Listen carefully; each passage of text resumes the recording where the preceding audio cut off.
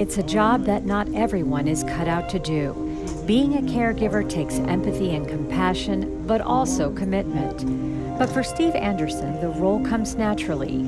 He volunteers through Caring Matters as a caregiver for Michael Casey, who suffers from cancer. I'm at ease in circumstances of crisis and illness, and so I can be that calming presence and where other people might be anxious. The two immediately hit it off. Steve took a genuine interest in Michael's life. He makes sure he gets to the doctor, takes him to the grocery store, and just pays attention to his all-around well-being.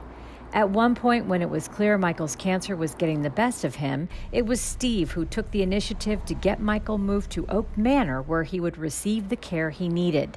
Michael and I have come through 3 or 4 hospitalizations for him, and I think, like any relationship, the time came when Michael decided maybe he could trust me and trust my counsel. And so this last time, we got out to the bank because he had saved enough money to pay for his own cremation. And we put that contract in place, and he was in bad shape. Michael was living alone with no family nearby. He was surviving on yogurt and was in constant fear of falling. Steve convinced Michael he could no longer live on his own. The apartment was very, very special to Michael. He came from homelessness to this apartment. And so the apartment was precious.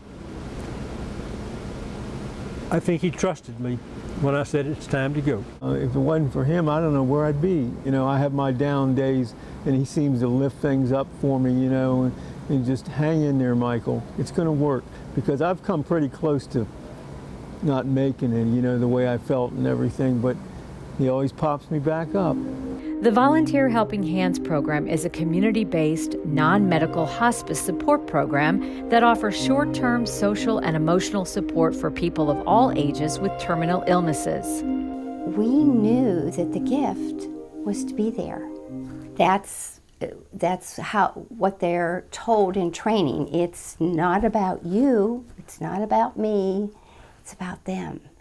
And if you are able to get into their space and go with them, it is magic what happens. Michael also receives regular visits from Margie Rosario. She's a retired oncology nurse who wanted to continue her work in medicine when she retired. The Volunteer Helping Hands program was a perfect fit for her. And I was so impressed by their training, being in corporate for as many years as I was, being in meetings, conferences. There was nothing like the training that this organization does. They are so on top of everything. They have everything on time. It was just amazing. And I said, okay, this is where I want to be. She originally stepped in to help Michael as an occasional backup for Steve, but the relationship has grown into one of trusting friends. Hi, how are you? Hazel Strayhorn spent much of her career working in management. She says she's much happier in her role as a Caring Matters volunteer. How else would I get to know Shahi, who are dealing with a very difficult time of life in a very graceful and admirable fashion. It's inspiring. Good morning, Mr. Brown Eyes. She supports the Ahmed family. Shahid Ahmed has Parkinson's and is bedridden and no longer very responsive. He was once an architect, and he is originally from Pakistan. It can be exhausting for his wife, Shahida, but Hazel provides empathy, compassion, and most importantly, friendship. The first thing, of course, is when she talked to me and asked, you know, what my husband used to do before he got sick and stuff, and what are his interests. And I said he's an avid reader, and by profession he's an architect.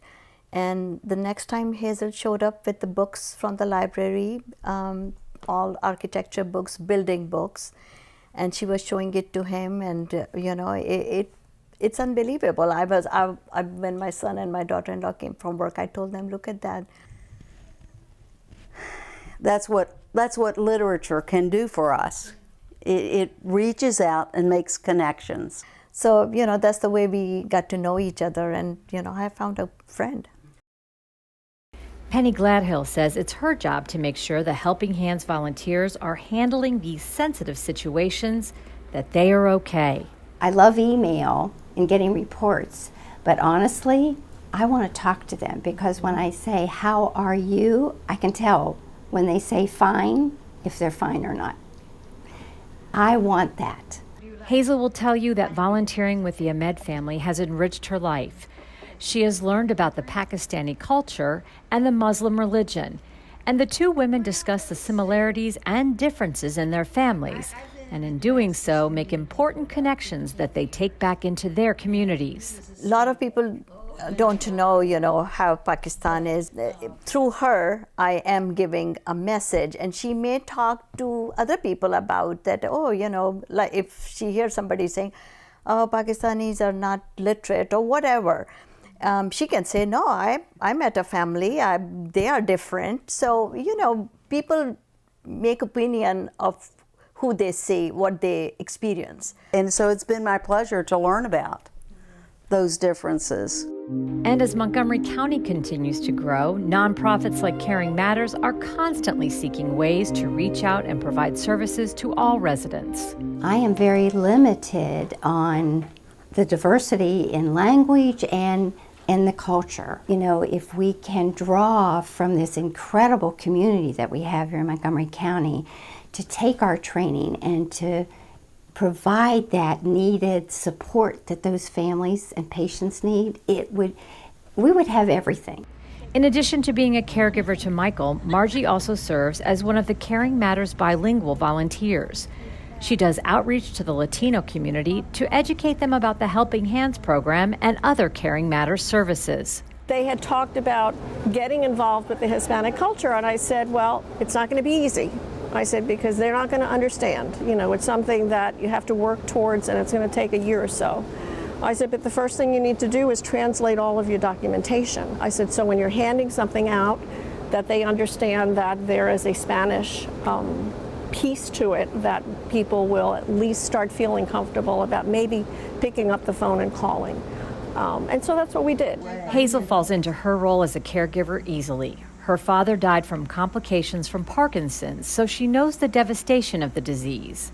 Even though I have great empathy for the family and for what they're going through, I still don't have the emotional attachment that people in the family have. So I can look at things from that kind of perspective. But she also knows she has to use that experience to give back, something she says everyone is capable of. What are your gifts? Like that? Does that feel good?